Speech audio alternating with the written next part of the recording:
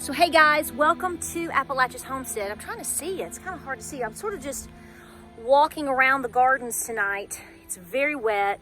We're still very muddy. We got some serious downpours. Look. Let's do this. Hey baby. Hey baby. Missouri Wonders coming on. Woohoo! So hey guys, welcome to Appalachia's Homestead. Welcome to the channel. I'm just going to briefly walk around. We've been to a birthday party tonight. So, you know, when you get home from, you go to a birthday dinner or you go out, it's like you come home, you just sort of make sure everything's a-okay. It's not raining anymore. The rain has pretty much moved out. We got some serious rain the last two days.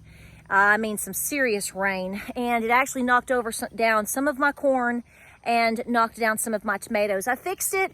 We're gonna be okay, but it's brought in this cool down. I know you folks like out west, out in Texas, and I think in Missouri and Arkansas, and I think y'all just getting burned up. Well, you're pushing it my way. Y'all keep that stuff out there, okay? So, anyway, everything here on the farm is doing really well. I started a video yesterday for you, and I got a great intro to it, and then once I got up and got out and got moving with what we were doing on our adventure, it sort of just got lost in translation. So I'll tell you what happened, because it was really special. So yesterday, Miss Lou, as you know, my Cherokee elder, came over from Robbinsville, and she brought with her a very special lady, Miss Ella Bird. Miss Ella Bird is actually a beloved woman of the Cherokee. And we went on an adventure together. We went to the Sequoia Birthplace Museum. We're doing some genealogy work and some research. And we went to Cracker Barrel. We did. We went to Cracker Barrel, honey. And we went to a couple of other various places. Miss Ella is in her 80s. And so the past couple of years, she said, I haven't really been anywhere away from home. So yesterday we did some of this fun stuff. We went to Sitico. We were in Von Orr. Those of you that are over, in that area close to here, you know where Von Orr is. Sequoia Birthplace Museum, Fort Loudon, Sitico, Tanasi, etc. Okay, so that's where we spent most of the day, and it was wonderful. So that was a good time. So I got away for a couple of hours, and I was having such a good time and listening to Cherokee so much that y'all forgive me, I put the camera down. But I've got some cool pictures that I'll attach. But back to the grind this week, gonna be doing some canning. And so anyway, I'm out and I've got to pick beans. My Roma 2s have come on really strong, and I gotta get out there and pick them tomorrow. And as you can see, the Missouri Wonders are starting to come on as well, and the Cosmos here in the center. So just wanted to show you that. I picked about 20 cucumbers this morning. Had to do some work with some tomatoes, and I did pick some tomatoes and squash and whatnot, but the majority of my tomatoes have not turned just yet. But man, it's gonna be a lot of work when they do. So that's what I'm kind of planning. Okay, wait a minute. Let's see if I can get it. We have June bugs like crazy. Forget the locust and the grasshoppers. I dropped it. We have got June bugs. My great-grandmother used to love, she used to love to get June bugs, and you tie the string. Were we mean for doing that? But yeah, June bugs are everywhere.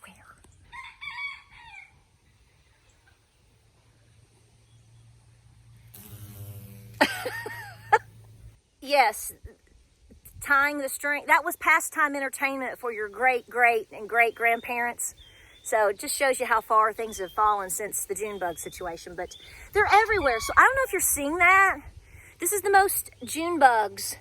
They haven't really done any damage that I have noted, but they are all over the place.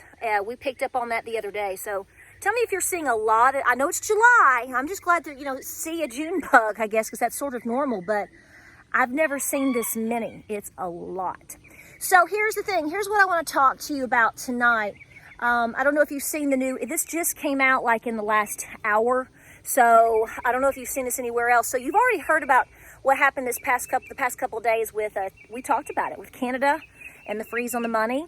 And all the hot mess that went on up there here in the past couple of days. Well, now you have a scenario that's really heated up right now in China, the Bank of China. So I wasn't even familiar with this. Hopefully we'll see more about it. So But what's going on apparently is the Bank of China took all of millions and millions of dollars, who knows how much, of money in deposits back in what, April? Is that what I'm understanding?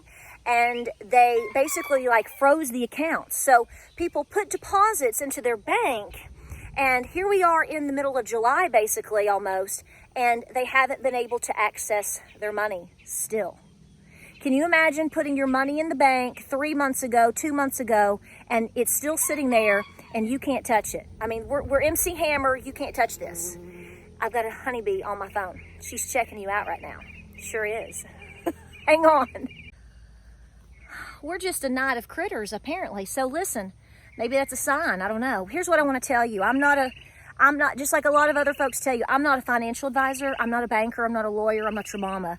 But I try to have a little bit of common sense every now and then. And I want to tell you right now, get your money out of the bank. Y'all from the bank.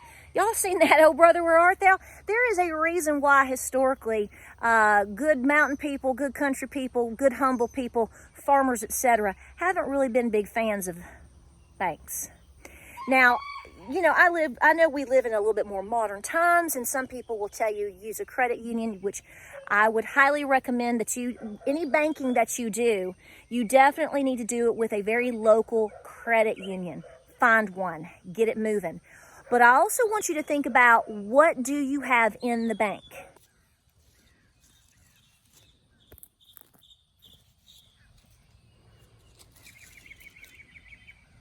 So here's the thing. You need to understand how much money do you make? Do you pay for bills?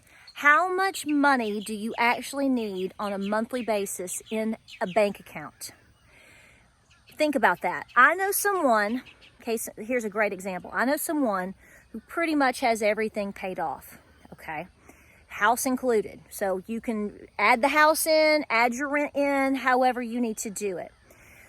What they do is every month when they get paid, they literally have enough money in the bank to cover their bills, such as the basic bills that they have to pay, meaning, let's say, rent or house, the electric bill, the phone bill, and then they put in a little bit extra, okay, just to have as a safe cushion.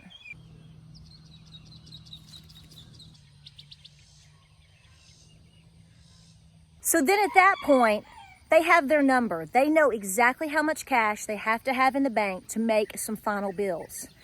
The rest of the month, whatever else they've made, they cash it, they bring it home. They deal in cash. They don't do credit card. They don't do any of that nonsense. Now, some of you might push back and say, that's just too hard. No, it really isn't. It's not really difficult if you think about it. If you try to pay off as much debt as possible and you work on a cash operating situation as much as you can, then there you go. Now, it just depends on your situation. Some people will say, well, some places that I shop or whatever don't take cash. Well, then you need to budget maybe how much they would require from your bank account in order for you to shop there. If let's just say if you had to go to Aldi and you want to spend $200 a month in Aldi, in addition to all your other basic situations or whatever, well, then you would allot for that in your bank account. The point here is you need to start getting yourself hooked off of the debit card, credit card situation as much as you can. It's not perfect. It won't be foolproof for most people. I get it, okay? We could come up with 100 scenarios right now in this video. Your scenario would be different than my scenario versus him and whoever else is in the equation, right? I mean, it just depends, right? The point here is you need to start getting cash in a safer place other than the bank. What are you going to do if one day you try to go to the ATM and you can't get any cash and all you've got is maybe a 20? There is a reason why your great-great-grandmother and grandpa, somewhere that you didn't even know existed, probably had a big old tin full of cash and dough buried somewhere on their property that nobody knew anything about. There is a reason for that. That's not just a cool moment in a Hollywood movie. That was a real ordeal. So therefore, if a situation happens, if a cyber attack happens, if anything at all happens, you will be able to function at least for a while because you were prepared, number one, because you listen to me and you listen to a lot of other good people. You have items at home that you need. Your basic needs are met. Food, water, medicine, pet needs, cow feed, constant. And it's not just, oops, I'm going to the store and I'm set for the next 5 years. It doesn't work that way. You know it doesn't work that way. It's a continual situation, right? You may take a day or two off like we did this week for July 4th, James on vacation. You know, you might do something else this afternoon. But tomorrow, tonight, whenever, you're back to the grind. And part of your plan is to make sure that you are safe with your cash. Now, I'm not even talking about what you invest in terms of 401k, gold, and silver. That's another different beast. Okay, so you need to do with that what you feel is best for you and your situation. You know how I feel about all of that.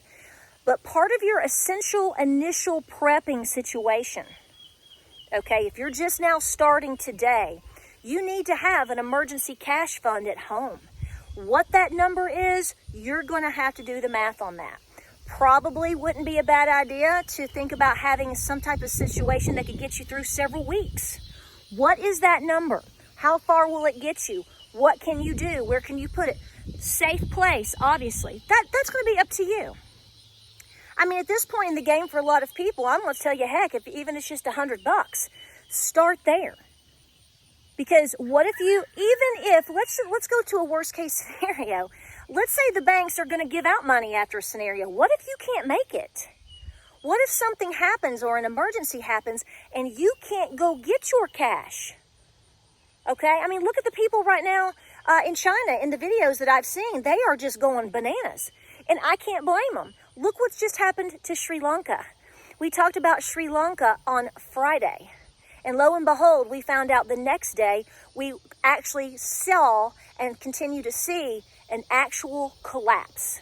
It's been collapsing, but less than 24 hours after I put my video up, you were smack dab seeing a full-blown economic collapse. Complete chaos in its highest form. So it's not just about food and water and thinking ahead and pet needs and medicine. Yes, those are essential. But every month you have to operate. Every week you have to operate. You have to buy gas, go buy milk. You know, I don't know. You know the thing.